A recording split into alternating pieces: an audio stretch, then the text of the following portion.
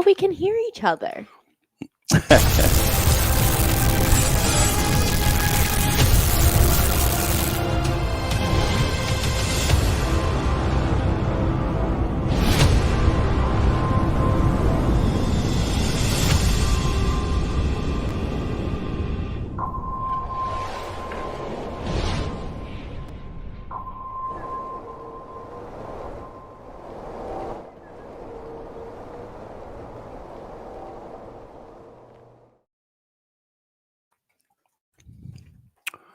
Welcome to Bash University Live. Merry Christmas and happy holidays, everybody.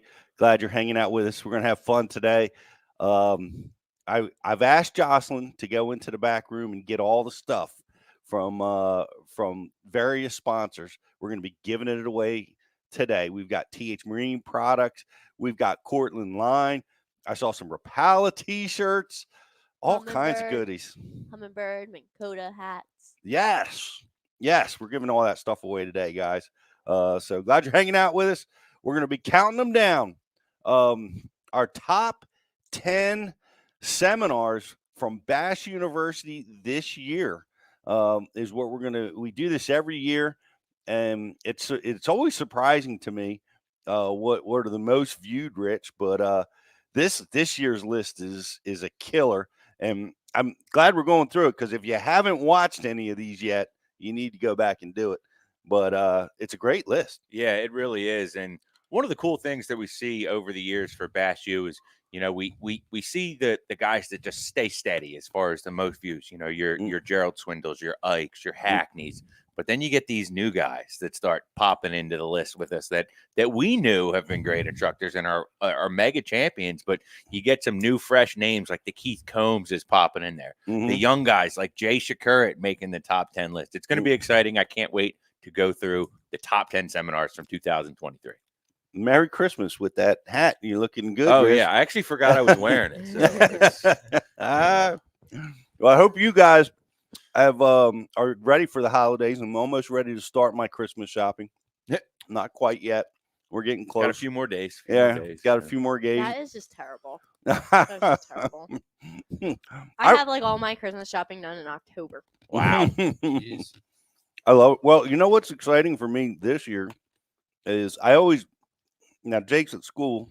He's not listening right now. Hopefully he won't hear it in the rebroadcast, but I usually buy him a lot of different stuff. He's into video games, this and that. Really, he's getting into fishing now. Yeah. So it's a lot of fun shopping for him for fishing stuff. Right. And it's been awesome. I got a request from one of the fathers of the kids that he fishes with that he doesn't know anything about fishing. Right. So he's like, "Can you help me out, man? Like, I've got this is my budget, and I want to get my son some stuff, but I have no idea what to do." And so it was cool, being able to get back to that moment when you started fishing. Right. You know what I mean? What are the first baits you're stocking your box with? Man, what was all right, I got a question. I'll go around the panel here. Start with the young guy, Justin.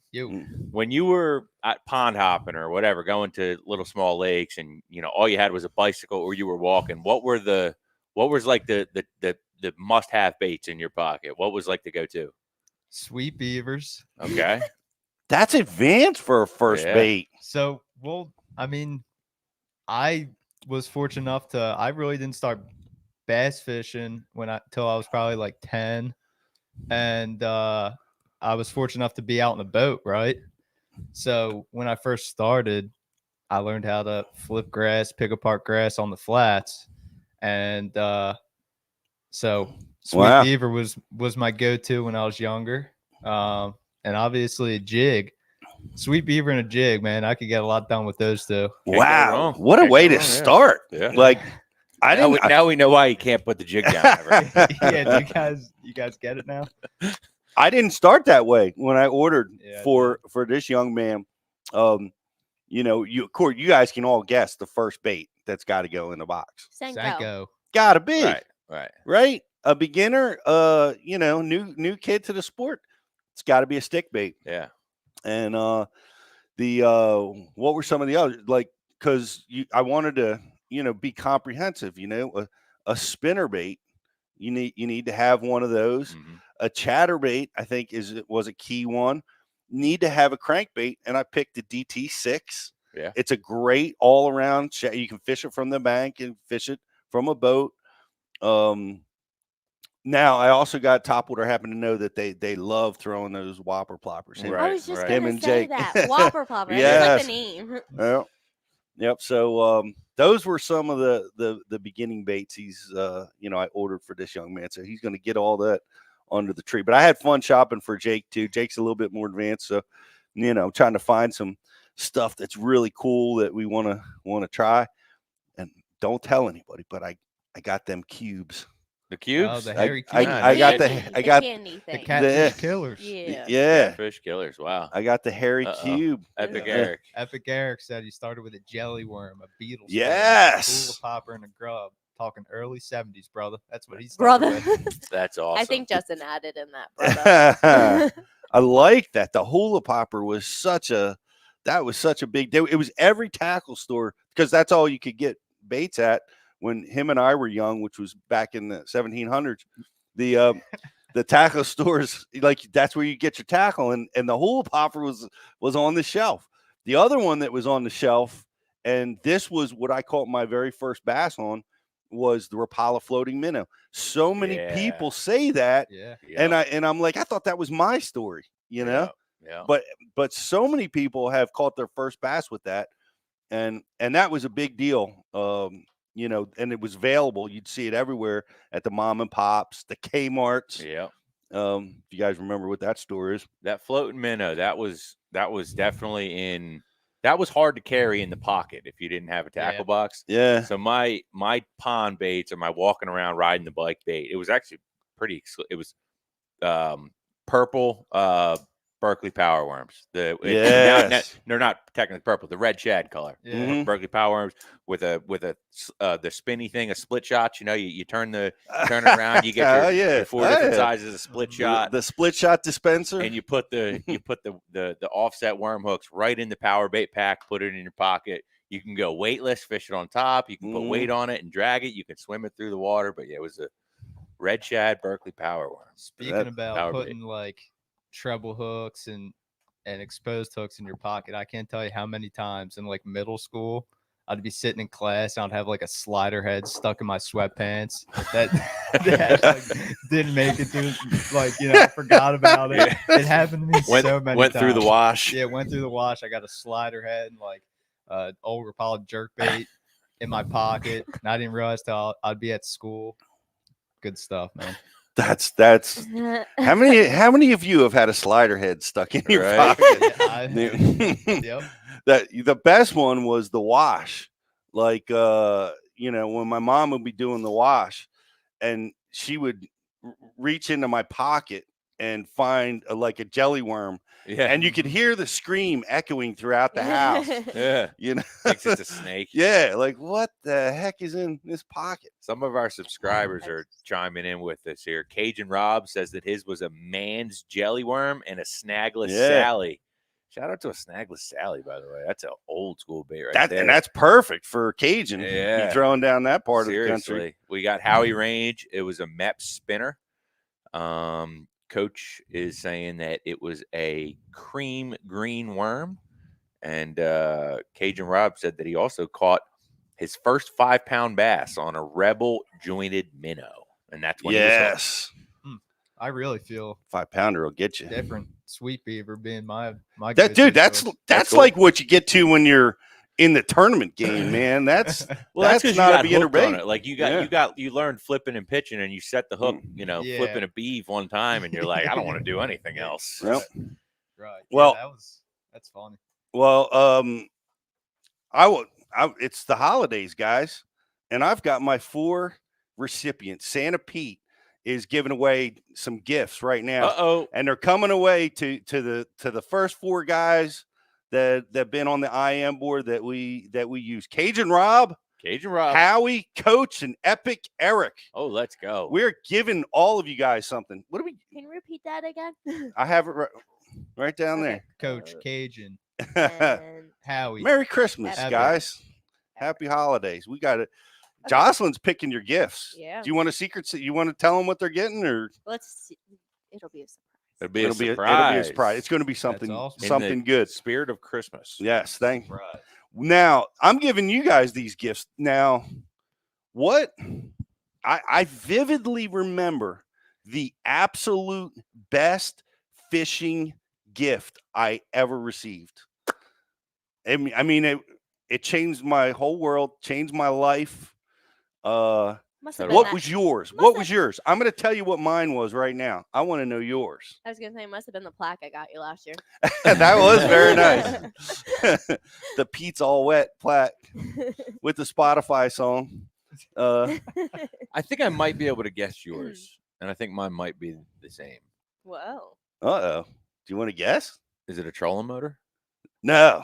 That would have been a great one, though. Okay. It was better Yeah, than that's that. All right. That's a great one. Because the trolling motor, when I got and it's crazy to say this, I was in college when I got my first trolling motor. And, Yeah. that was a game changer, dude. Oh, That yeah. was a game changer. I was like, I Well, agree with you. I'm ready to go out in the ocean.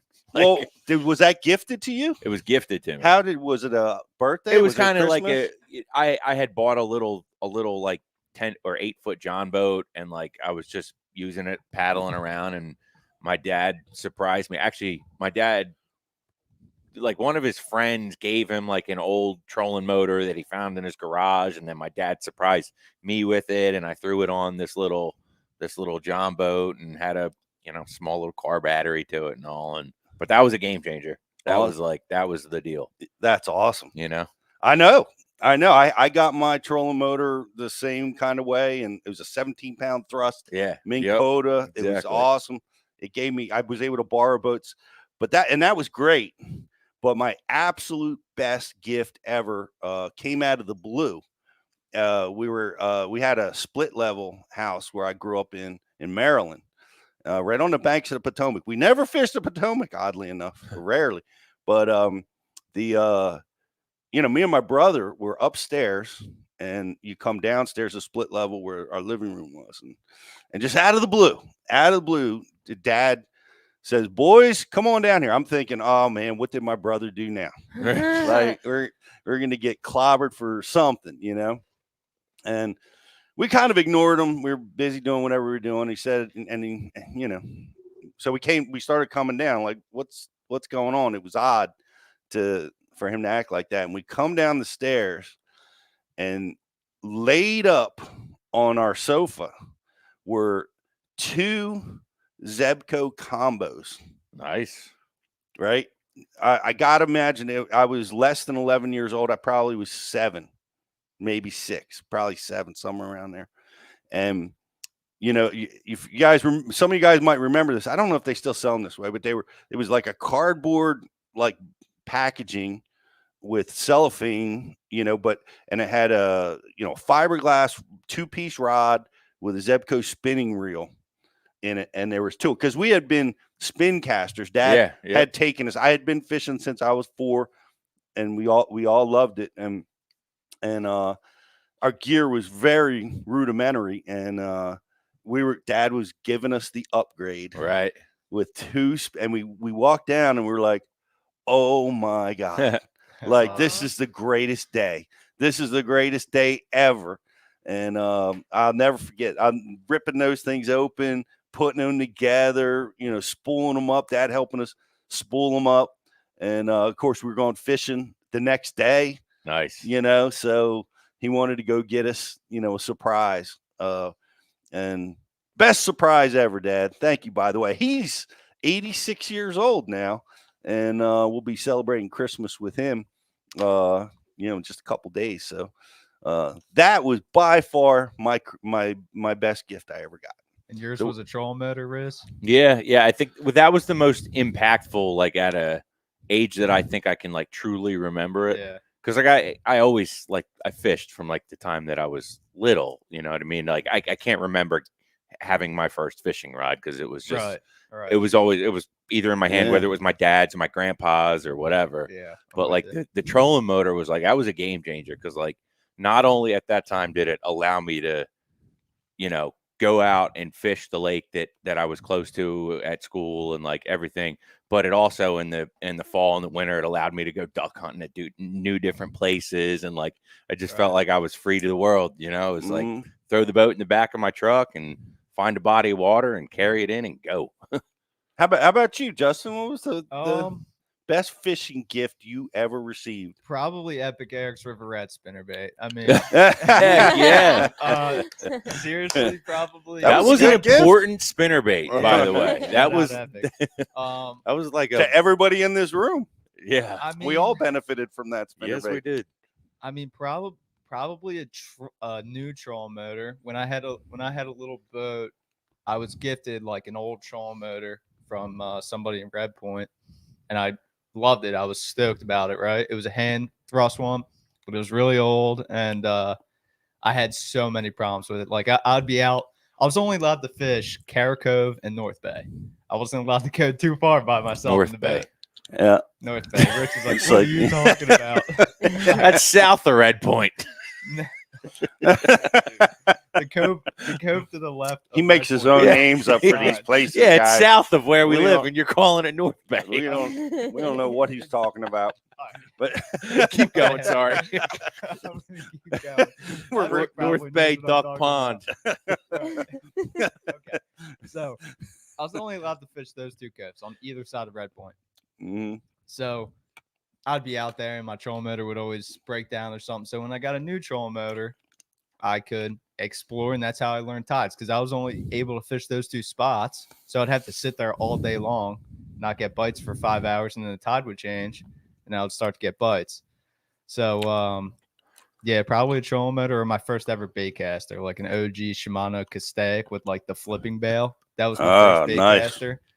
And I learned how to flip before I could even cast. So shout out to Ronnie for giving me that. Yeah. That old Shimano Castaic. Yes, sir. Yeah, shout out to your parents for letting you go out on the bay by yourself, man. I wasn't allowed That's to go a big far. body of water. I wasn't allowed to go far, but would you let Jake? He's getting there. He's getting there. I'd be concerned about the bay because the bay can get so nasty, and being able to deal with that weather is just something you got to learn. But Jake's ready. Jake's ready to go fishing on his own. I see him running the trolling motor when you guys fish tournaments together. I mean, you drop him in and he weaves his way in and out of the boats at anchor. And if you've ever fished a tournament at anchor, you know how many there's boats going every single which direction, and Jake's calm as a cucumber on that trolling motor. Did I tell the story on the show about teaching him how to take the boat out of the water? Oh yeah, no, on the show. Yeah. I think I told. Well, I'm teaching them, right? I told them how to use the trolling motor so I can launch them and we can work together. And you're like, doing great. Jake, let's learn how to drive a truck. And now I want to teach him how to pull me out, so we can work together as a team to do that. But he's only 14. And so he's, his feet just barely reach the pedals. And anyway, I got him on the launch ramp.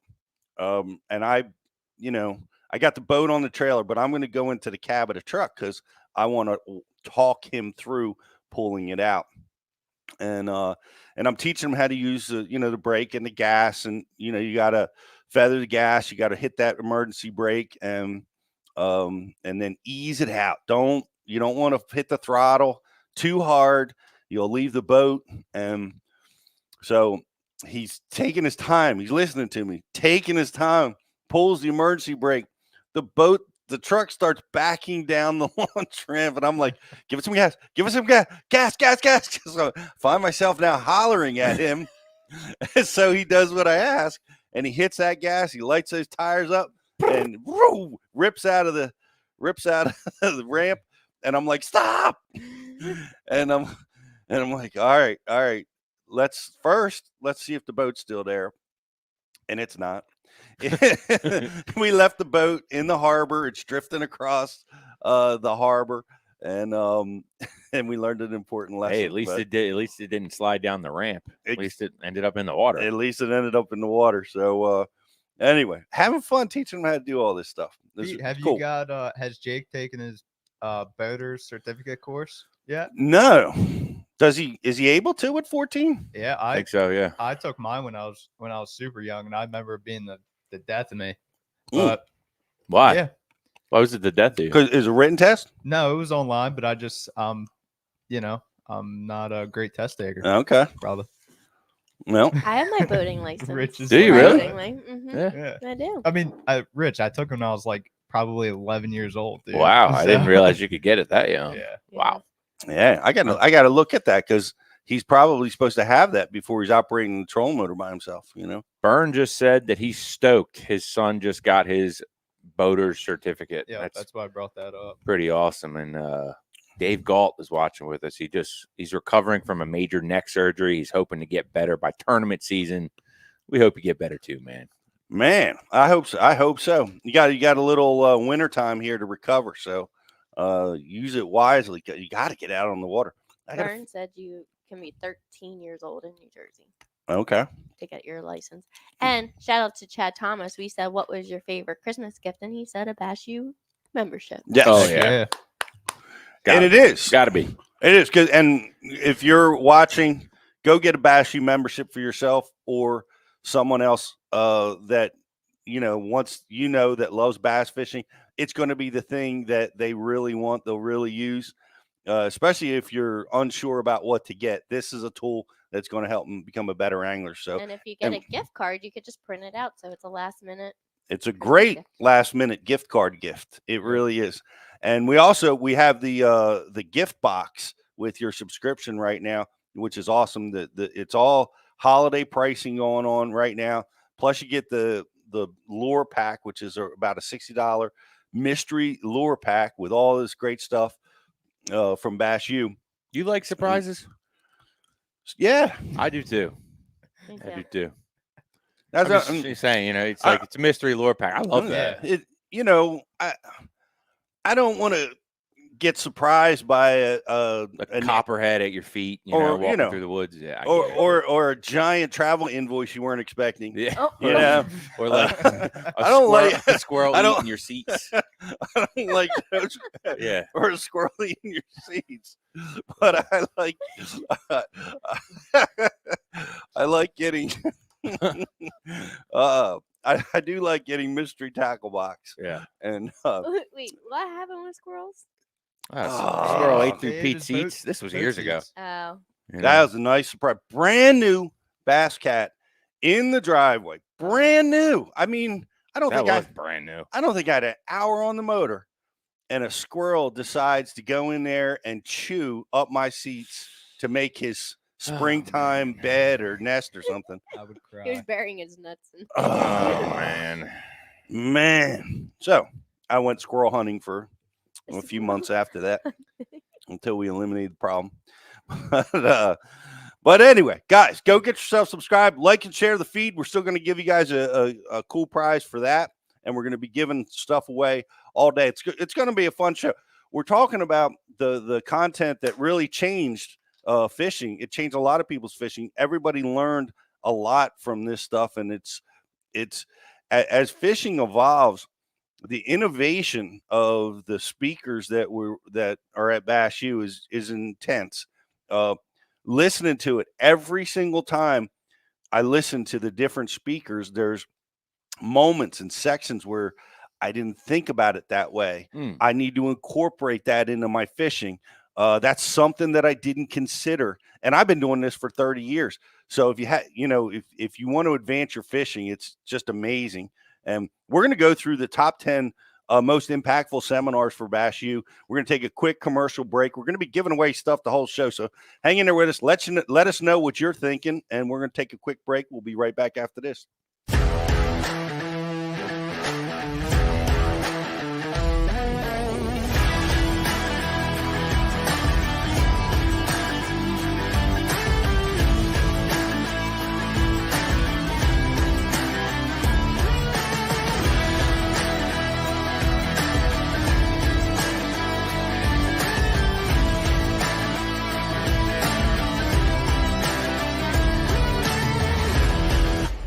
Aquaview, the leader in underwater viewing technology.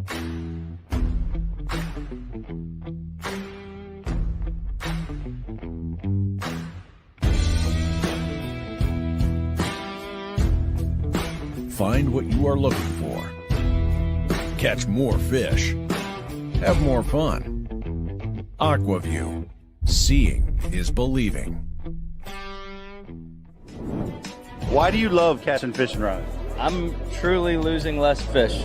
Is the sensitivity of the rod. That they're made right here in North Carolina in the USA. Strongest, lightest rod, 100% made here in Sanford, North Carolina. From the drop shot rod to the flipping stick. Every rod has a purpose to it, and I rely on them all the time when I'm out there in a tournament. Durability in the John Cruz Worming series, the counterbalancing in the handle. It's the only rod I found that can withstand my hook set. Boom goes the dynamite. On the water not spent fishing is a moment wasted. That's why Minn Kota and Humminbird have joined forces to bring you the One Boat Network. Products that communicate and integrate to help you take full command of your boat. Born from our commitment to making the most advanced fishing gear even better by making it work together. The One Boat Network will help you find, get to, stay on, and catch more fish. When One Boat Network products talk to each other, they can navigate your boat automatically. They can give you a crystal clear view of what's below with no messy wires. And they can let you lower, raise, and change shallow water anchor modes from anywhere on the boat. But that's just the beginning. We're never done innovating, integrating, and making your boat simpler and easier to control. All so you can make every second on the water count.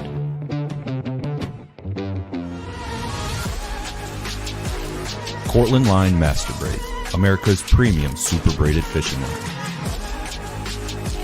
Manufactured in our Cortland, New York facility and constructed from the highest quality Spectra fibers available.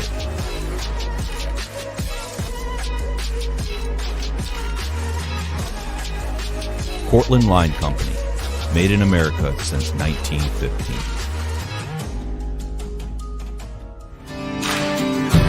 I have to have the best eyewear. My eyes are essential to doing my job. It's the highest quality lens that I've ever used. Top of the line performance in these glasses. But they're priced for absolutely everyone. The everyday angler can afford them. As a touring professional pro, if I can depend on them, I know the weekend angler can as well. Hobie eyewear, built for the pros, priced for everyone.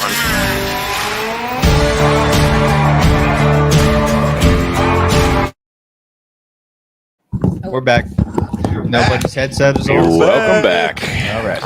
Welcome back, everybody. That's a great comment. Dave said, I would highly recommend joining BU. I'm 71 and always learning and get something useful. And therefore, Dave will get a beautiful Christmas gift from us for that amazing comment. Thank you, Dave. And Chad. And Chad. Appreciate you guys. Jocelyn's keeping track. I'm going to keep giving this stuff away. Pretty much, guys, if you sign up for Bass University right now and you get on the message board and just say something that has to do with fishing, You never either know. travel expenses, whatever, we'll send you a prize. So it's a great reason to sign up. If you're not signed up on Bass U TV, it's a great time to get involved. Plus, you get a mystery box, and then you get a chance at a golden ticket. A golden Yeah. ticket. This How is about it? I love it. And I'm like, you're a genius because this is Justin's idea, which is really cool.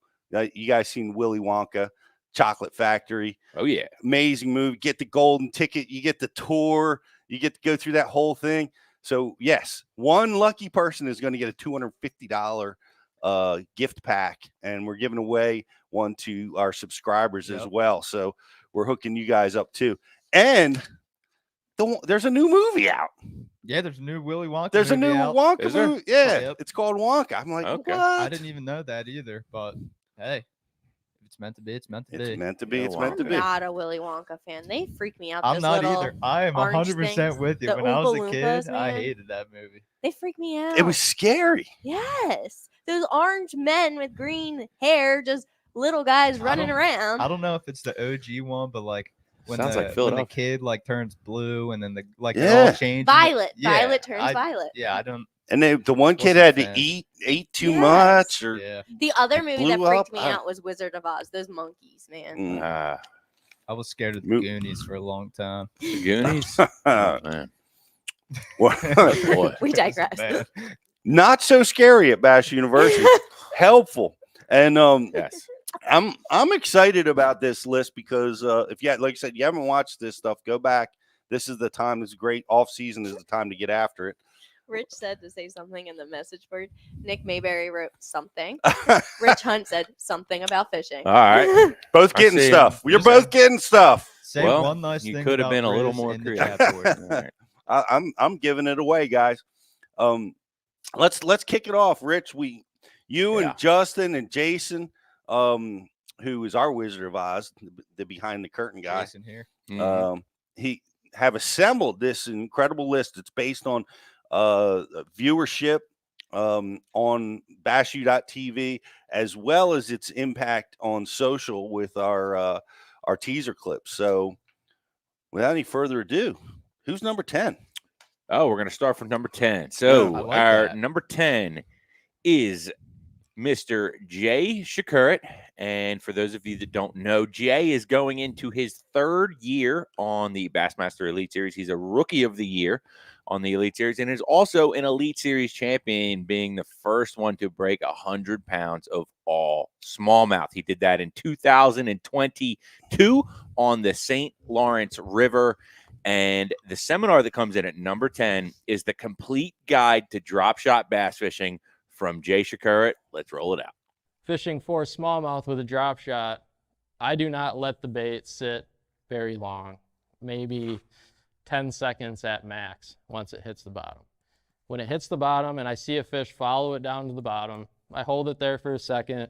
I'll maybe give it a couple of shakes. I'm sure you guys see all the Japanese guys nowadays, they sit there and shake it for 3 minutes. That's not me. I can't sit there for 5 minutes on one cast. And, I constantly have to be looking, seeing what's around me and things like that. So I'll let it go to the bottom, let it sit there.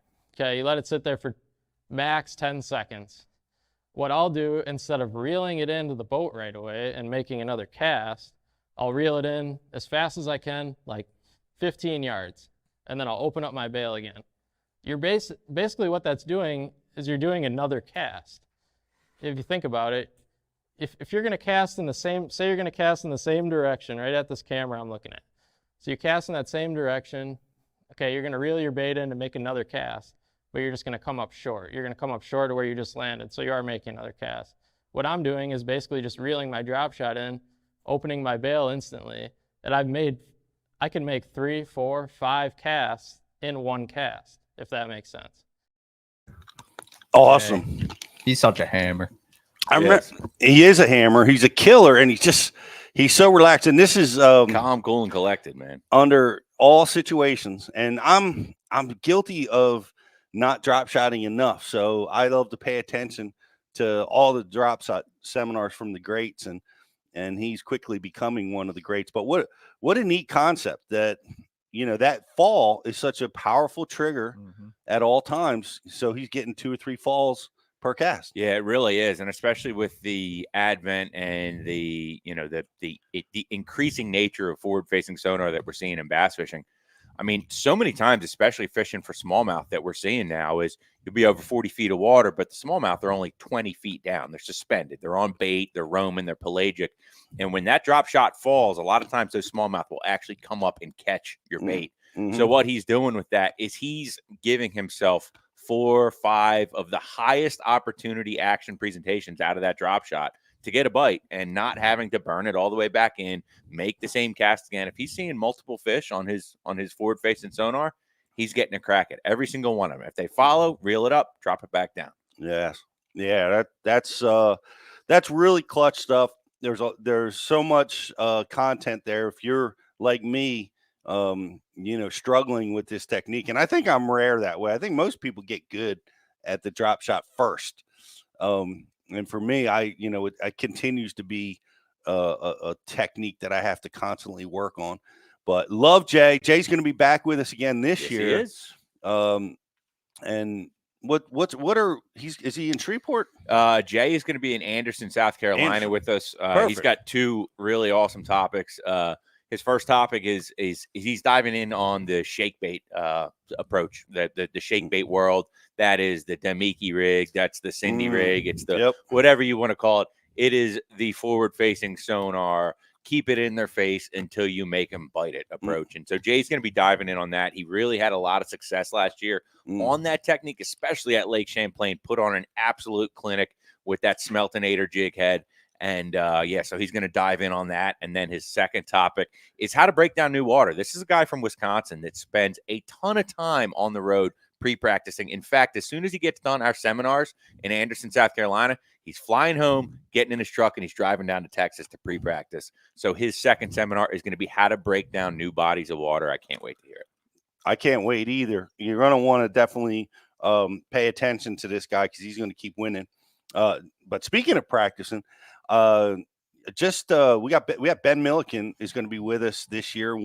He's won Toledo Bend. He made the elites. He's going to be an elite competitor, but he's going to the Classic, and he's out there pre-practicing right now at a Grand now, putting his work in, and that's really, really cool to see.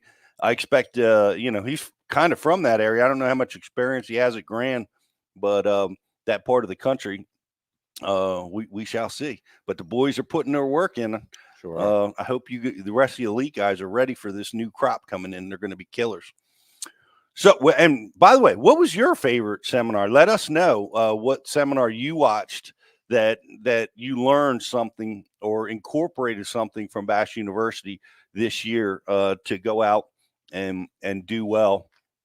Let us know, as we get feedback from Ben, who watches Bash University, and several others. Gray Buck. There's several other the top guys that spend time using Bash University to help their game. So would you learn? Would you like this year? From there, number 9. Let's move up to number 9. Number 9 is going to be from really a true veteran and a legend of the sport, I would say. And that's Mr. Alton Jones. And Mr. Alton Jones joined us last year. It was his debut on Bash University TV. And he joined us last year in Texas. And he talked about bass migration routes, how to find and catch fish anywhere, anytime. Okay. Now, this is a gentleman that really made his hay and has come up through the ranks before the advent of forward-facing sonar, before the advent of side imaging, before the advent of the advanced mapping that we now have available to us. And Alton Jones breaks down his approach on how to find fish based on their migration routes. In fact, that's how I won the Bassmaster Classic in 2008, is I found fish that were relating to the very bottoms of the ditches in about 35 to 50 feet of water. And it's fish that were really overlooked. But it was definitely a pathway that I was fishing. We'll talk a little bit more about that. Okay, next slide. Excuse me. Okay, let's talk about some pathways that bass use. The number one pathway in man-made reservoirs, like what we fish here in Texas, is creek channels. Okay, it doesn't have to necessarily be a major river channel. You know, most of our lakes have like a river channel that runs through the middle of them, although that's a pathway too, and the fish will use it. But all the little feeder creeks that come in, if you'll ever notice, the best pockets that you go into on any lake are going to be the ones that have a well-defined channel. Now, based on our conversation, do you have any idea why that might be? Alton Jones. Well-defined channels, Pete. Yep. Well-defined creek channels. What's your take on that? You have a lot more experience on the big reservoirs than Justin and I do. Why are creek channels so important? They're highways that the bait uses. It marks the depth change, so the fish can, they use it kind of as a guide to move into the shallows and to move back out. Alton's been following those for a million years, out on tour. He was the absolute best choice to unload all of this experience and observation about how bait moves, how fish move, how it uses the habitat. Just a champion, a classic champ, a winner on MLF side. And excuse me, guys, I'm still getting over being sick a little bit. So it was really refreshing and great. First time to have him with the Bash University, and his command and understanding is a must watch. It's an absolute must watch, guys. You want to. One of the things that we struggle with as anglers is confidence, and we want to be confident once we get on the water that we're going to have a chance to catch some fish, right? Or if we're tournament guys, we want to be competitive, and it starts right there. It starts with understanding the movements, right? The seasonal patterns, how fish relate to habitat, how they move. What depths you're going to be looking for fish in different water temperatures and different seasons. And this is the deal, guys. This is where you want to, this is the seminar that everybody needs to listen to. Everybody needs to study and learn from it.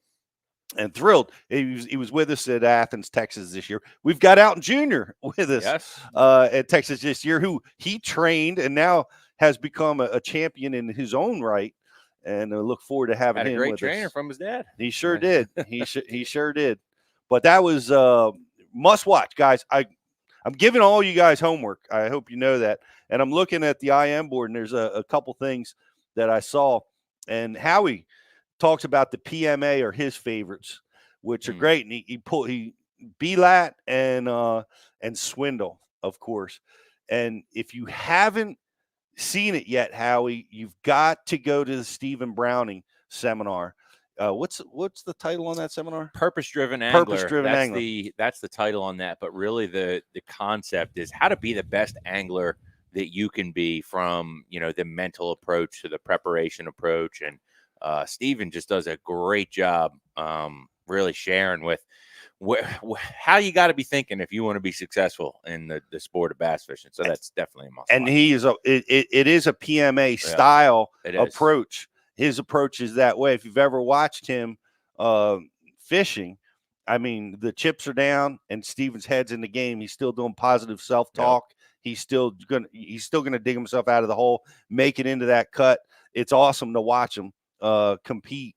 And really awesome to have that seminar. So that's one of the ones that stayed on repeat in my truck this year. Yeah, on the way to, and just like you said, when it's going to be tough, it's April and we just got 6 inches of cold rain the night before. I'm listening to that one on the way to the boat ramp, 100%. That's awesome. That's great use of it, and he's a great teacher for that. So that was so Alton Jones, must watch. There's your assignment. Everybody go watch that seminar, take notes. It's going to help you in the fishing the rest of your life. So great to have him. Mm-hmm. So we had a rookie, a real youngster, and a seasoned veteran that are two of the most viewed seminars so far. What a great start on this list. Yeah, absolutely. And from there, we're going to go to number 8, and that's going to be Fish Lipless Crankbaits 365 24/7. And that seminar was from we still can't call him, a super young guy, but he's not a really seasoned grizzly veteran yet, but he's a winner. He's a champion. It's Drew Cook. Drew Cook gave us an awesome seminar last year in Anderson, South Carolina, about lipless crankbait fishing in all the different ways you can use that tool to make fish bite. So let's check it out. It's Drew Cook, Lipless Crankbaits 365 24/7. I don't know if they eat it because they're actually hungry, but that sound gets them to bite it. And whenever they bite it, they eat it. Like it's in the crunchers back there. So and I think it's almost like a clack and buzz bait. A clack and buzz bait, whenever it's hitting the head, you're reeling it, you have these explosive bites and these big fish. I don't think they eat it because they're hungry. I think it just like pisses them off to where they eat it, or they can't stand it being around, so they have to bite it. Trigger and a bite, man. Reaction strikes. That's what it's all about with that tool. And I'm a big fan of this because I fish that bait probably more than a lot of people do. Where the summertime is where I need to bring that back into my game. I'm big time fall, spring. That's always on my deck. And the summertime applications are many. Mm-hmm. And Drew Cook has got a unique perspective on his fishing. This guy is out of the box. You could see it in his sight fishing. prowess, and he's a killer. Got to go watch this. But I'm coming in at number 7. I can see that the people that are watching Bash University TV, man, they're all about the lipless baits too. Yeah. That he was a great instructor for us, and it's he's going to stay in the mix with us. So stay tuned for a lot more Drew Cook seminars coming your way. And the number 7 spot on this list goes to Mike Iaconelli, our very own Mike Iaconelli. Shout out to Mike. And Hall of Famer. Hall of Fame, Mike Iaconelli, Bassmaster Classic champion, Mike Iaconelli, AOY, Bass Nation champion, the whole name. He's got every single one of them. So the next one is going to be Ike, and that is how to beat the pressure. All right. This is something that we all deal with as anglers, right? Fishing pressure. Okay. And we're not talking about the pressure of you got to win this tournament. We're talking about the actual pressure that a lake is receiving. There's boats all over the place. You can't get a bank to yourself. How are you still going to manufacture a bite? Let's see what Mike has to say about that. One of the ways to catch fish when there's a lot of pressure, and there's 2 of them, 100%. I don't care how you feel about this. I'm looking out at some of you guys. You are manly men. I'm looking at you. Very manly. You're a manly man. Look at that beard. Look at that beard. And you look at that little wand, and it's kind of like, too manly for that little thing. But this is a great way to catch them when there's 200 dudes around you. I'm telling you. In my career, that thing has saved me more times when there's 200 dudes around you. And even if you're a manly man and you love flipping and cracking them, and oh God, I love it. I love that. I love that. Don't get me wrong. Dude, that thing will save you. Because when those fish are getting beat on, everybody wants to be Kevin and Crankin and Skeet, and everybody wants to emulate those guys with this and the power. But when that little finesse lure comes by them, it's such an easy meal. It's so unthreatening. And nobody's doing it. Those other 200 guys, man, they're manly men. They're big swim bait. Don't you know glide baits are in? Don't you know? Nah, man. That's how you're going to combat pressure. Wow. Non-threatening. That's great seminar. And he has used that to a T. Yep. And it reminded me of a story when I first started the top level out on the Bassmaster Top 100. And it's my first year. And I'm a spinning rod guy, very proficient at it at that time. Shaky head was my tool at that time. We didn't have stick baits then. And so what I would do is you're in the mix with Brower and Kevin and Fritz and Biffle and all these power guys that you want to, like Mike said, you want to emulate them. And when I would be fishing down the bank and I'd have a spinning rod, I would put it down because I was embarrassed to be seen around these super giants. Right. Personalities. I'm near Brower. I'm probably on a really good spot. Let me put down the bait I'm using to catch them. And that's I would get it. I'm telling you, I hear you. You get intimidated away from it, and you get intimidated. Where's my mop jig? Yeah. Not only that, but you get intimidated away from using a technique that you can score with, which is like you get to thinking, man, the only way I'm going to win is if I power up with a big bait. That's the only way I'm going to win. So you start getting tricked into putting it away. And man, Mike is the master of using that as a cleanup tool, using it as how to deal with heavy fishing pressure in many different ways. So if you're one of those guys that, and we all love it, right? We're all power fishing guys. We all love that strategy and technique. But this is a seminar for you to help you make sure you're incorporating that into your fishing. You have to. You have to. We Oh, see yeah. it now with the forward-facing sonar. It's an absolute must in that situation and many, many others. So what a great seminar. And Mike's such a good teacher. You can just hear him, his command and of the audience and the way he delivers a message makes you remember it forever. Threw a water bottle at me in that seminar. Yeah, you probably needed it to show a reaction. Show a reaction. Yeah. Okay. So did he get the right reaction? He got the right reaction. It was either catch it or it was going to hit me in the head. So he made his point. Yeah, definitely made his point. And I misspoke early because I thought we were on number 7, but Mike came in was at number 7. Number 7. Yeah. So Yeah. must see. Go watch. Must see TV. Get Mike's finesse seminar about how to deal with fishing pressure. I want to make a comment and give away another gift. I want to give away 2 gifts.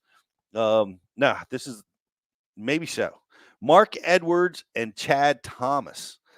Loving the kayak series at Bass University. A lot of you guys are kayak guys. We have the Bass University kayak that is available on Bass U TV with new content being released all the time. New content coming this Friday. What do we got coming this Friday? Whoa, did I just let the cat out of the bag there a little bit? Yeah, we got new content coming this Friday from Russ Snyder's, who That's right.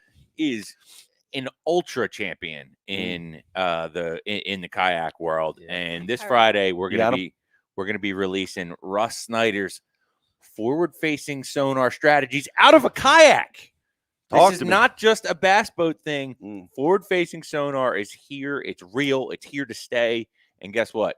If you're fishing out of a yak, you need to be dialed in on this thing too, because it's putting fish in the boat. So stay tuned for that. That's going to be hitting the Bass U TV airways this week. Yeah, that's good stuff. Good stuff. Great comments. Glad you guys are watching. We get that a lot from the kayak world. A lot of guys are checking it out, and I'm glad you guys appreciate it. And that brings us up to number 6. Who's next? Number 6, guys. This one came in from the social media waves, and we just could not let it go by because this guy just gets so much attention. He's a great instructor, gets so many eyeballs on his content that we simply had to bring it in. And that is the one, the only G-Man, Gerald Swindle. And this is a cold water cranking seminar.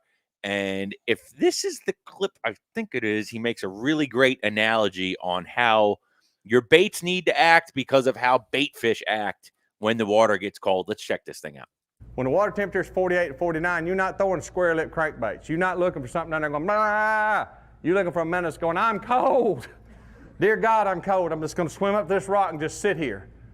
If you took a minnow bucket, put minnows in it, went to Walmart, I'd do it with a goldfish. Take a goldfish, put him in a bowl, buy him at Walmart, take him home, set him inside, room temperature, walk by there and bump the mold. The little goldfish, you go, woo! Put the goldfish outside. Walk out there the next morning and bump the bowl when the water temperature is 40 and watch what the goldfish does. He cold. So why you want a crankbait going, ah! You don't. You're trying to match that action. You're trying to match that bare minimum action. A light wobble. So that's why you see the thinner wooden baits come into play so much in the wintertime. People say, what makes them so good? It's all about the vibration. The shad wrap from 5, 6, 7s, and 8s, dude, there's so many variations and things to do with them. People ask if there are tricks to casting them better. 90% of the time when you're trying to cast a shad rat with a bait caster, most people try to overthrow it. Action, action, action. Love G.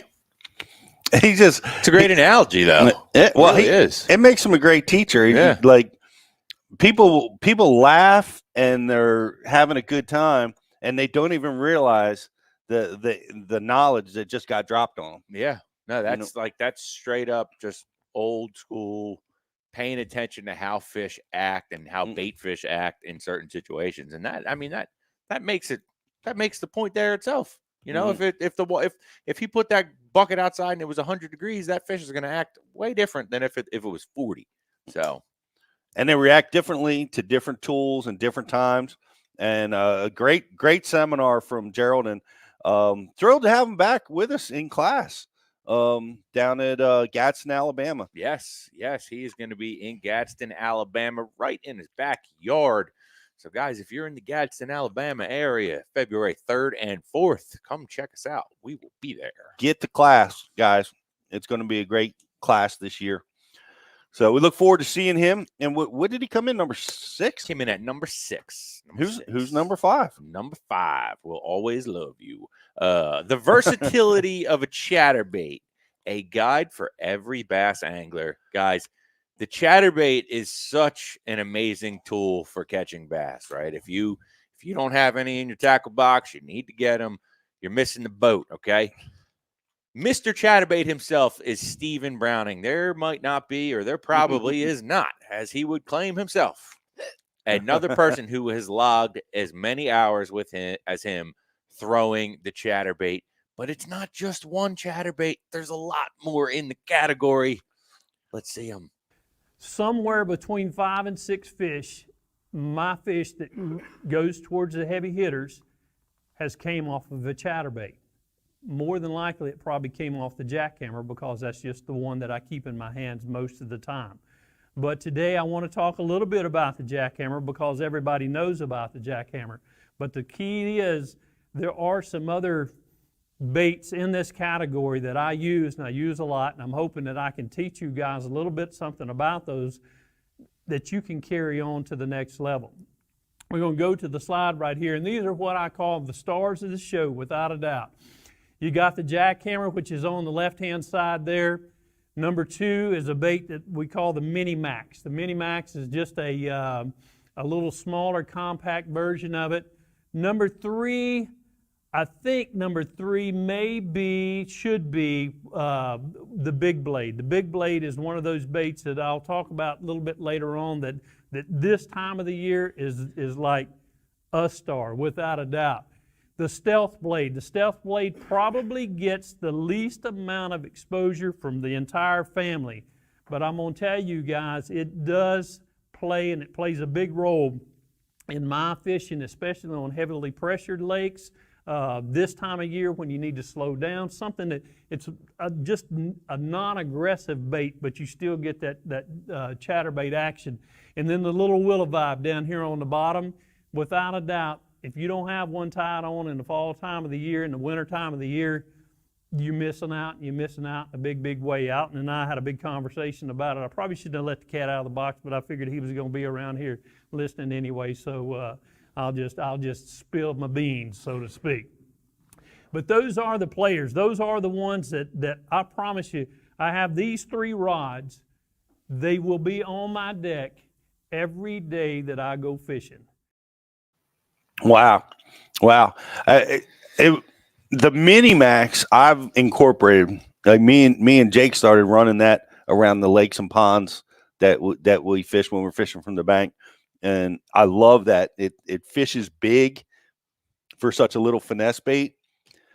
But I haven't incorporated the others. You know, the Big Blade, that skinny bladed one. I haven't incorporated this. Clear blade definitely has a place. What's that one called? The Stealth. Stealth blade. Yes. Jackhammer. Yeah. I threw it for a little while. I have them. And it definitely has a place in heavily pressured clear water or even cold water, clear water, like reservoir type stuff. I need to get back to throwing that. Oh, no. Thanks, Steven. Yeah. And Steven breaks down with this, each situation that he uses the particular blade and why. So you got to go check it out. I know you're a chatterbait guy. Yeah, I mean, I'm a chatterbait guy, but God, I am guilty of all those chatterbaits that were dialed, were up on that screen. Man, I only throw one of them. I mean, I like you said, I have 4 of the 5 that were up there. I don't have any of the willow vibes, but I can definitely see the place in that as he's going through, especially in the seminar. If you watch it, he'll talk about his applications to how he uses each one of those different kinds of chatterbaits, and whether you fish the exact same types of body of water that he's talking about or not. What happens for me, and I feel like a lot of people learn the same way, is he'll make a relation to a certain body of water that he's used it on, and then something will click in my head, and I'm like, why have I not tried that in this scenario? Right? What? I mean, if they're eating a blade bait, why won't they eat a little willow vibe with a little swim bait on there? Yep. Huh? So there's so much more to throwing a chatterbait than just throwing the one. I'm guilty of it. I only throw the jackhammer I need to expand. I do not have the willow blades. I've never felt them. And I remember him. I remember sitting in on the seminar. He's like, "You're not going to believe the way that thing feels and looks in the water." And during the seminar, I said, "Oh, I got to go give that a go." Right. And I didn't do it this year, but I'm going to go check that out. There's so much more to fishing a lipless bait than you can imagine. And like Steven said himself, he's logged more hours than any human with that weapon. I mean, Pete, I've heard this story a few times from listening to Eric on the podcast, but he's got that story about that little JDM one, different color, different vibration, and how it played a role when you guys were out fishing before. Sometimes that little difference matters. Maybe it's the color, maybe it's the vibration. I don't know. I'm probably going to end up ordering a bunch of different chatterbaits after this. Yeah, I know. I know we all are. But I love those. I love that seminar. Looking forward to having Steven back in the class this year. He'll be back with us in Athens, Texas. By the way, get yourself tickets to the classes. Go over to bassuniversity.com, get tickets. I just want to go through some of this. Jocelyn is starting to do work over here. Richard Hunt.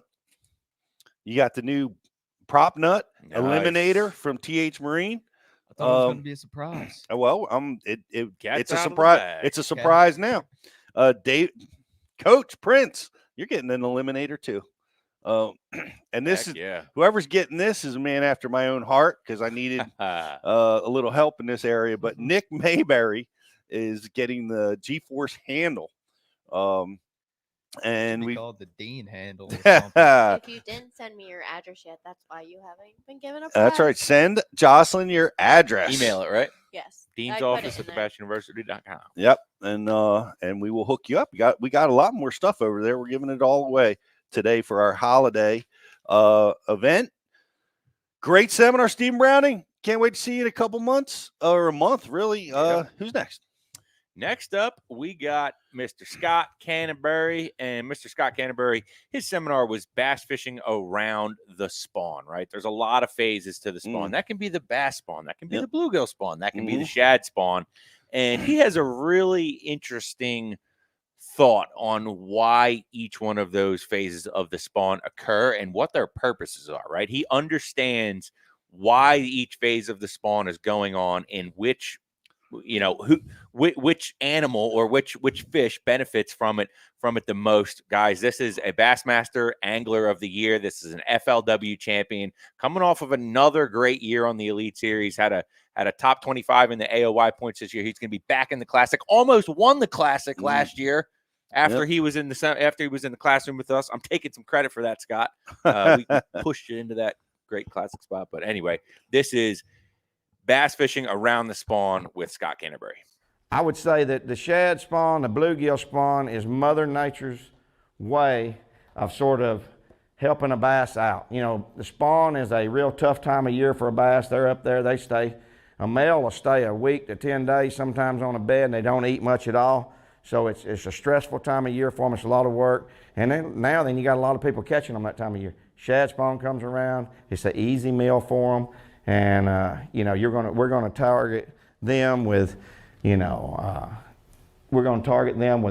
white baits. We're going to go white. Even if I'm flipping grass, it's going to be white. If I'm fishing swim jigs, it's going to be white. Anything that imitates a shad. A spinnerbait's a really good bait that time of year, keeping it up high in the water column. Jerk bait still works pretty good, but you want to cover a lot of water during that shad spawn. You want to fish a spinnerbait, swim bait, and a swim jig.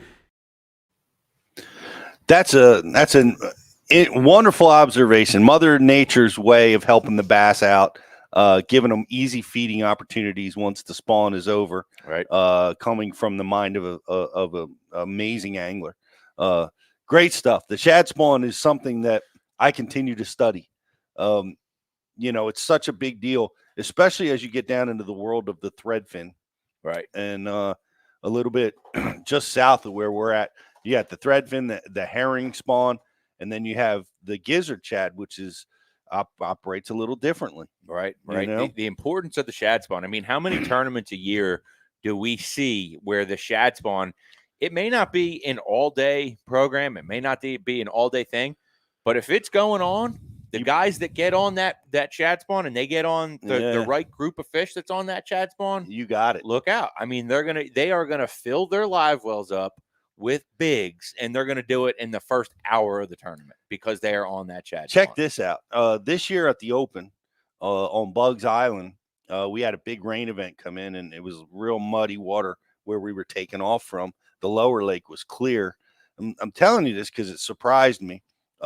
I thought the heavy mud coming in absolutely would wipe out the bite because it was clear days before. Now it's extremely off-colored. Well, a couple guys that had tremendous success ignored that mud because the shad spawn was happening. Wow. And the shad spawn overpowered the negative of water color change. Wow. And one of the key ones was right at takeoff. Matt Henry pulled up on the riprap first thing in the morning, low light, and absolutely unloaded on fish in muddy water off of shad spawn, while the rest of us were scrambling for clear water, running away from it, and got it done in the first hour. Because that's what happens. Like as the sun comes up, the threadfin dissipate, they become deeper, and we're actually going to be talking about this in a little bit with one, because I know who the winner of our seminars this year was, and he talks about this, so we're going to keep that secret to the end. But how they get deeper is such a critical component of the shad spawn. But Scott is a great thinker. He's a lot of you guys see him like on YouTube. He's with Scott Martin. They're following the tour, the elite tour, which is really cool to see him be part of that. Glad he's part of Bash University. He's a great mind and a great champ. You want to check out Scott Canterbury whenever you can, and we've got a lot of content with him, so go check that out. Who's next? Man, we're cracking into the top three now. The next, and you guessed it, it's another champion on the list. Shallow water big three, and the shallow water big three comes to you none other than the man, the myth, the legend, who will be back in the classroom with us again this year, Mr. Greg Hackney. My guy. Had I don't know any other way to call it, but the privilege of filming with Greg this year down in his home state on the water in Louisiana, and we got to learn about shallow water big three with Greg Hackney. The man. What a stud.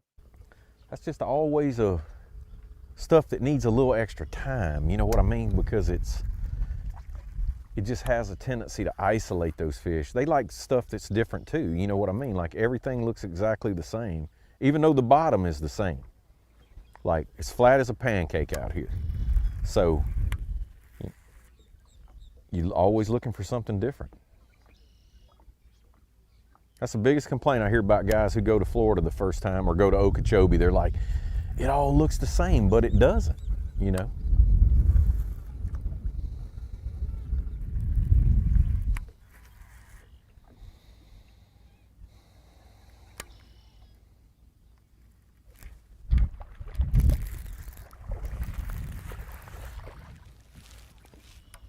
Now see that fish, I think is a female.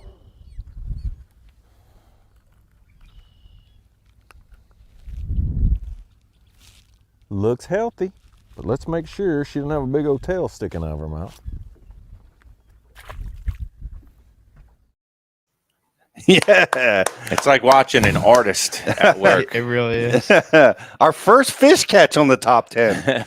Well, that's the first on water we broke out there, but that's right. And we love to do the on waters and get these guys out into the real world, applying these lessons.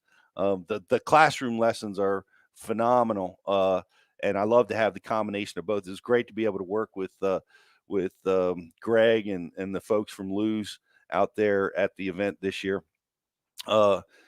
So that was awesome. He's to me, I call him the natural.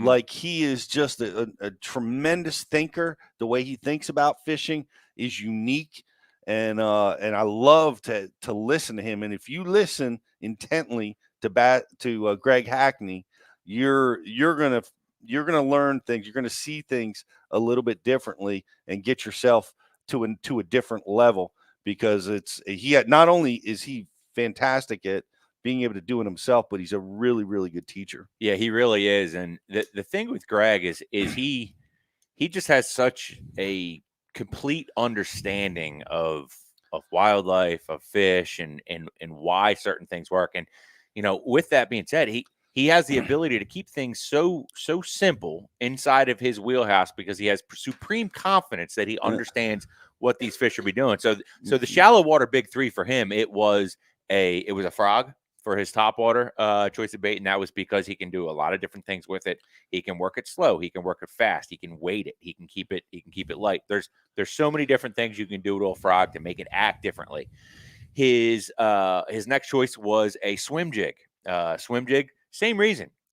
Through your different sizes, your different trailers, your different colors, your different actions, you can make a swim jig do a lot of different things. You can make it match a shad. You can make it match a bluegill. You can make it match a crawfish. Just a lot of different things you can do with it.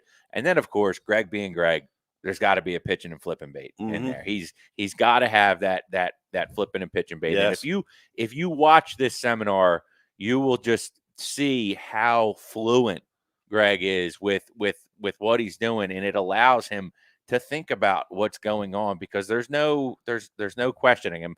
Am I going to make the right flip? He already knows he's going to. So all he's thinking about is what those fish are doing. It truly is a special thing to be able to watch and witness. When you're in the presence of people that are the best in the world at what they do, it is always impactful. It is impactful. You will become a better shallow water angler. You got to watch. No doubt. This is number 3. Number 3. And he'll be with us in Shreveport, Louisiana this year, guys. It's another packed room over there in Shreveport. So come by and see us if you can. You're not going to want to miss that. But become a better shallow water angler. Check out Greg Hackney's seminar. What's number 2? Number 2, man. Number 2 is like face right in the front of the industry. What's going on, what's being talked about, what everybody either loves or hates, or you're in the middle, or guess what, you better learn it because it's here. And this is chasing bass with forward-facing sonar, and this seminar is by Brian Schmidt, who is a sneaky, really good guy with his electronics. And I think a lot of that, why Brian is so fluent and so good with his electronics on his boat, is because when he's not bass fishing, he's chartering for striper, and he's always locked in on his electronics, his screens. This one is focused on the forward-facing sonar aspect, how to use that to put more fish in the boat. Just let's roll it. Let's see it. When you're doing this technique, you're loaded. Bail open, line in your finger. I mean, you're looking, you're ready, and as soon as you see it, you got to throw it. It's a big deal. I think, if you can see them before they know you're around, you're going to catch a lot more too. So it's a stealthy kind of deal. Like when they're out there 80, 90 foot, like I run my live scope on 110. I run the LVS 34. I got 110 feet out. I can see a fish easily at 100 foot. Can I make a cast that far? I don't know. But at 80, 90 foot, absolutely. If I get one in that zone, I'm throwing to it. This is smallmouth, largemouth, and spots. So just keep that in mind. You got to be ready, have everything ready.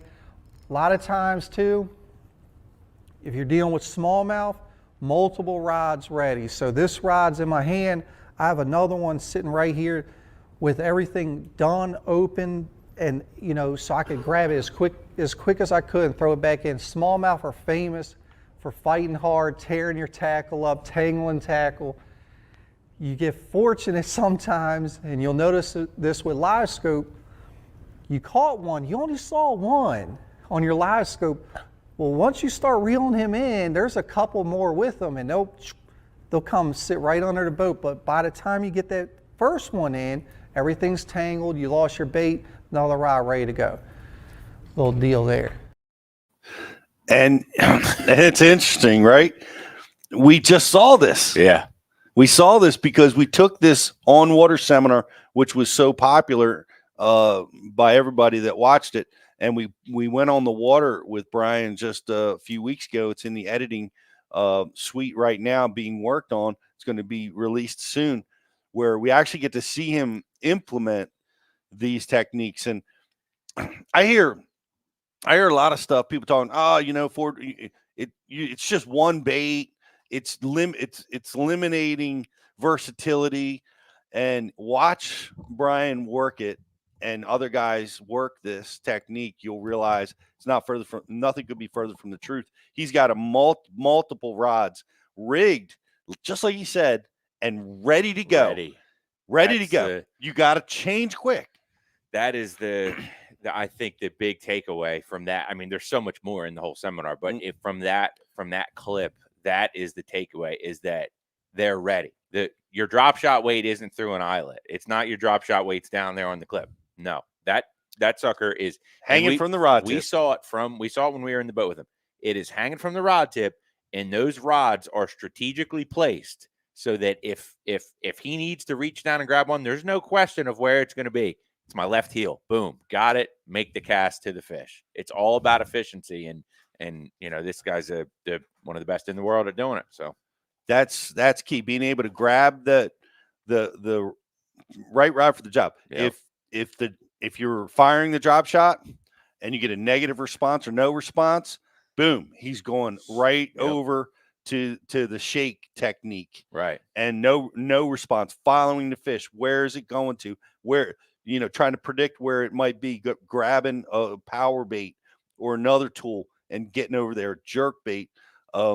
Surprisingly, a lipless bait is one of his important tools with this strategy.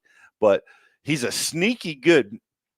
He's a super champion. He wins so many tournaments in both the Bassmaster and the MLF side over the years at a rate that you just don't see. And he's just such a nice, mild-mannered guy that people don't really see. Sometimes he slips under the radar about how good this guy is. And he's done it with sonar. Like, you wouldn't think, Brian Schmidt, he's a tidal water guy. He's good with flipping and frogging. That's probably his strength. He is good with all of it. He's so good with all of it. And he's so good with his electronics. No surprise this came in at number 2, guys. And I want to challenge you guys. Number 1's coming. What is it? What's your guess? What is your guess at number 1?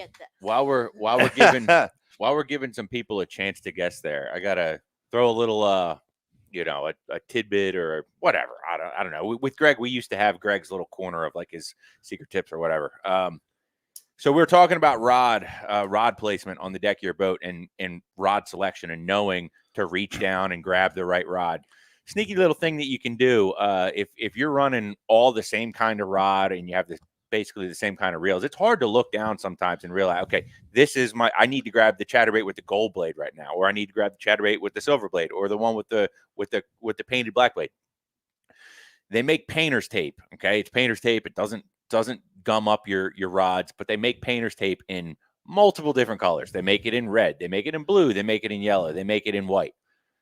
Color code your rods at the butt of your rods, and instead of having to look down and look at what kind of bait is on your rod, you can have yourself trained to say, okay, the blue grip, the blue painter's tape, that's my flipping rod.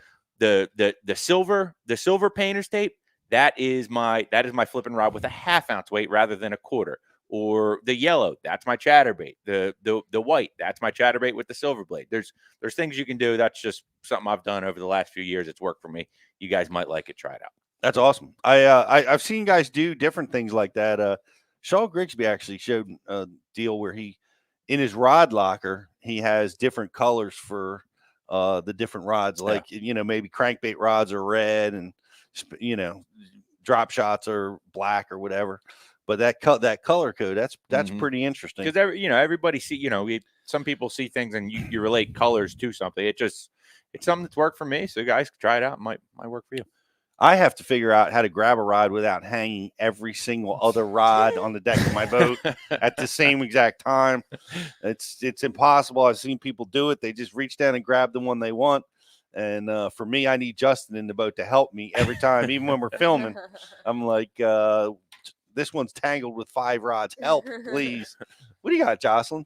Whoever guesses, I thought we would give away the good prize. Ah. A really big prize. I see a couple guesses. But that's not the right one. Yeah. It's not. It's a surprise. I don't think anybody's going to get it. I don't think so. Bit of a sleeper. Yeah. But it tells you what people want to learn about. Well, how long are we going to give it? I think we're going to have to just roll it out. Roll it out. Roll it out, man. Number one. By the way, great guesses, guys. Not the right one. Right. Okay, here we go. Number 1 most viewed Bass University seminar of all time of the year is Keith Combs' Offshore Bass Fishing Hotspots, year-round proven strategies. And that is the key to this, is proven. Because Keith Combs, that dude fishes offshore all the time, right? It's what he does. We know that if there's an offshore bite that's going to be going on, Keith Combs is going to be in the mix. He's going to be up towards the top of the leaderboard. And you know what the amazing part of this? Offshore doesn't always mean deep. Right? Offshore can be a lot of different things. Just because you're not beating the bank and you're not looking at lay downs and a grass line that's 10 feet off the bank, you may be able to look at some of that same stuff, but way out in the middle of the lake. And Keith Combs breaks down how he does that. He breaks down some of the strategies on where fish are going to be certain times of the year offshore, and really how to target them in all phases of the year, whether that's pre-spawn, spawn, post-spawn, wintertime. He gives up the juice on all of it. Number 1, here we go. Kind of the approach we're going to go through is break offshore fishing down into seasons. So we'll talk about, what we're going to do like right now in the pre-spawn kind of winter phase, and then we'll go into summertime fishing, fall time fishing, and in wintertime fishing. And after every little season, we'll talk about, some of the baits and techniques a little bit more in depth. So I would consider January kind of a merge between wintertime and the pre-spawn. So because I say that because just for example, fished the tournament this past week at Rayburn. A lot of them smaller fish, they are moving shallow on the warmer days. They're thinking about getting in there and making a bed, but the big ones are still setting out deep. So it's wintertime, but it's still kind of a pre-spawn. Some of the things that I'm looking for when I think about pre-spawn fish is going to be deep water access. And you'll hear that a lot when you hear just about anybody talk about fishing. That's a lot of times very important. Great stuff from the mind of one of the best offshore anglers that has ever done this. And, coming in at number 1, because I think most people are a little confused. Yeah. And you know what? Deep water access. That is, I think I have an idea of why it's so important, but I'd like to hear yours as well. I mean, one of the things that really stood out to me, what he said there, is that in that winter time, it's not quite pre-spawn and you get a warm day, warm afternoon, the little ones will go, right? The little ones will say, all right, let's go ahead and move up. But the big ones hang back because of the deep water access. Is it just because they're smarter? Is it because they want to follow the bait? What's Pete, what's your take on that? That's an interesting question, because sometimes they are the last to pull up. Deep water access to me is the bait needs deep water access, right? Bait they get up in the shallows, it starts to get pummeled by predators, and its survival technique is to get deep, right? Is to get offshore, get pelagic, get away Get from to where Keith is fishing. get to where Keith is fishing, and forcing the predators to chase them, in open water where it's a more of an even playing field. So I think that's the biggest driving force behind that. Big fish holding back to the spawn. The deep water access is also protective in that you get massive cold fronts, big winds. Right. You need to be able to get to a safe spot. Right. To be able to just hunker down, wait for the fronts to go through, and then continue about your spawning business. Such an interesting thing that he talks about there. He also addresses in this seminar the shad spawn, which we talked about earlier, and that's why I wanted to bring it up again, because he follows that shad spawn off the points as it goes deeper. It will be on the bank, and then those groups of shad will move out deep, and they typically will be found on points, which was really a little bit enlightening to me. It's all enlightening to me, but I think that's the key. Is a lot of people get confused. Wow, it's occurring to me. There are 2 seminars in this top 10 list that enlighten us as to what the bait fish and the predators are doing through the seasons, and that's Alton Jones's seminar, Bass Fishing Highways, and then Keith Combs' Offshore Habitat. As little bit as well as Canterbury's too with the shad spawn. That's right. That's another bait fish. Yep. Bait fish deal. He talks about the use of his 360, his Lake Master, all the Humminbird tools that he uses to be the best offshore angler on the planet. He doesn't like to find 1 or 2 fish. Yep. He likes to find groups of them. Yes. And that's oftentimes what you can find when you get off the bank. Yep. He tells an interesting story too about adjusting to triggering strikes, and there was a lot of fishing pressure going on. I think it was on Lake Fork or somewhere, and they were catching them on 5s and 6s, the series 5s and 6s, and in order to, like, a typical solution would be going finesse, he went bigger. He went bigger with that. Was it size 10 that Strike King makes? Yeah. 10 XD. XD10, yep. And 10 XD. to be able to trigger strikes from fish that were heavily pressured. So it can go the other way too. You can get them done finesse or power it up. But outstanding listen. Listen to this top 10 list. Study it. You will be a better angler in 24. I promise you. It's going to give you some tools to work with. You're looking at me, Jocelyn, like you got something going on over there. No, she's busy. Yeah. She's busy. I see some more sticky notes going on over here. So we're going to be she's going to be shipping a lot of this stuff out with the Bass U, and Kate will be taking care of a lot of that for us. Shout out to Kate, guys. What a great list. We appreciate all the guys that were part of Bass University this year. We're building and crafting some more cutting edge strategies and techniques that we're going to be filming this year. We're filming constantly with the best anglers on the planet, giving you the instructors that you can count on, cutting through the crap, cutting through the noise that you can find anywhere out there on the internet right now. I can promise you, when you're watching Bass University TV, you're going to be watching the best anglers in the world teaching some really, really valuable techniques and strategies that are going to help you. They're going to help you become a better angler. That's what we got going on over here. We are going to be in class pretty soon. I don't think we need to take a break, do we, guys? No. Do trivia question, unless Rich has got one on up the top. I got one, but go with yours. All right. We got a trivia question. We're going to be giving away this LED lighting kit from TH Marine. Ooh, awesome little right kit. Put that on the If Honda. nobody wins it, I'm taking it home. Trivia question is going into the Bass U chat board right now. Into the board. I'm checking this out. And our like and share winner I want to win this is trivia. Duke Navy. Duke Nave. What up, Duke? Duke. That's our boy. What up, Duke? You the man. Do you know Duke? I do know Duke. Huh. We all know Duke. Good deal. We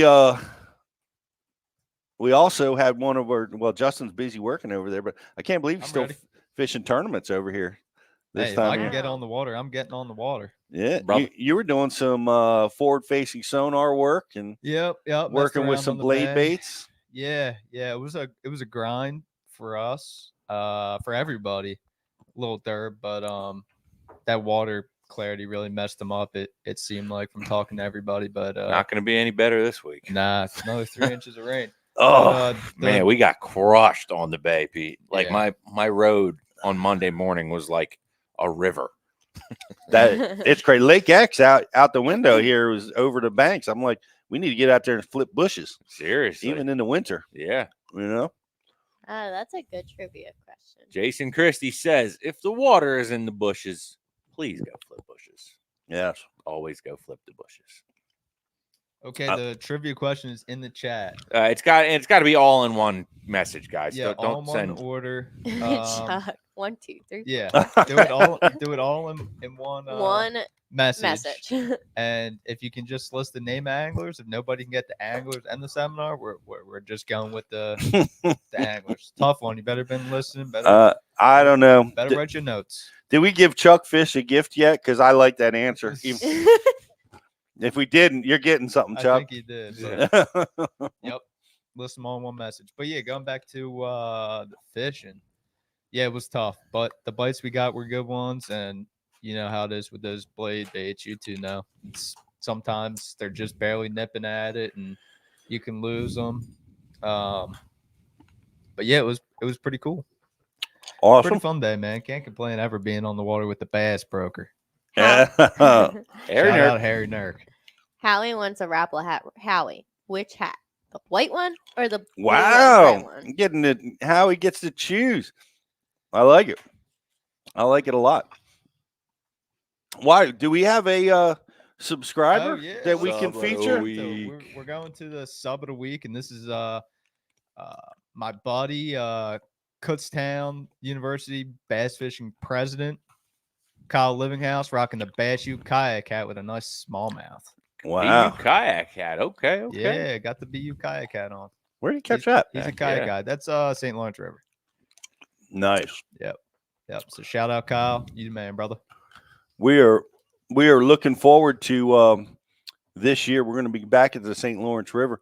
We've got a really cool thing going on with the Bass University. Really, the whole crew is going to fish the Toyota Series on Thousand Islands. Jocelyn, we entered you too. Signed up. Just throw me in. Wait. We've it's going to be a fun house. Ike's going to be with us at the Potomac, and a few others. And check it out. We'll be keeping you guys posted, and I'm going to force Rich to give midday updates. I'm going to need Justin as my practice partner every day for that thing. I've been dreaming about going back to the St. Lawrence. I you love that up there. Because as a co-angler, especially if we're not running out to the mouth of the lake, I can just drift in the back of the boat and do my thing. That's awesome. I'm pumped. Me too. I'm excited too. I'm ready. Which one are you most excited about, Pete? It's a great question.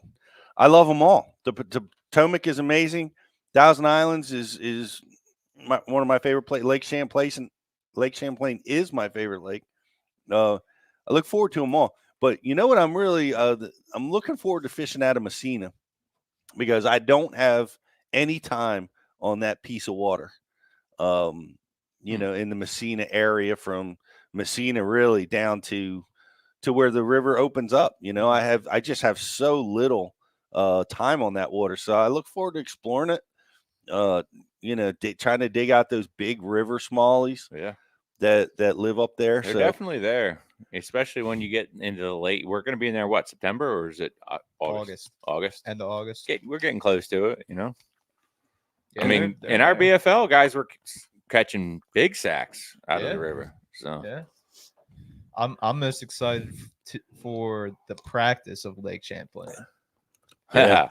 Just that lake is just so big and there's so much. I'm excited to explore it some more. I'm not excited because all 3 of you will be out of the I know. office.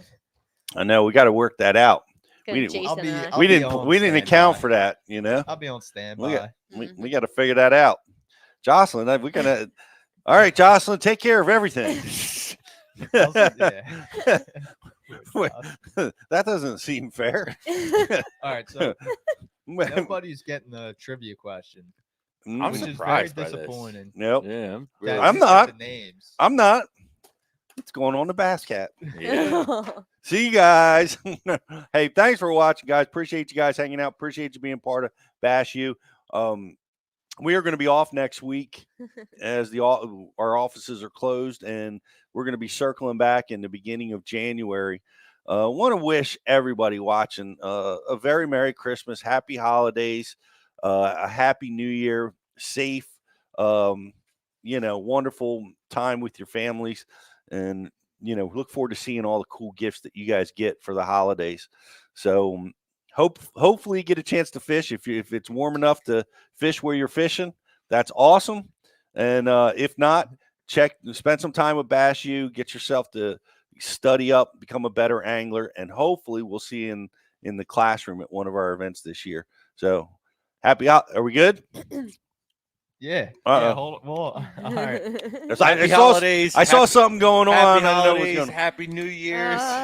Yeah. From all of us, including our man who's not here. Yeah. Jeff. Happy holidays. Merry Christmas. We'll see you guys in a couple weeks.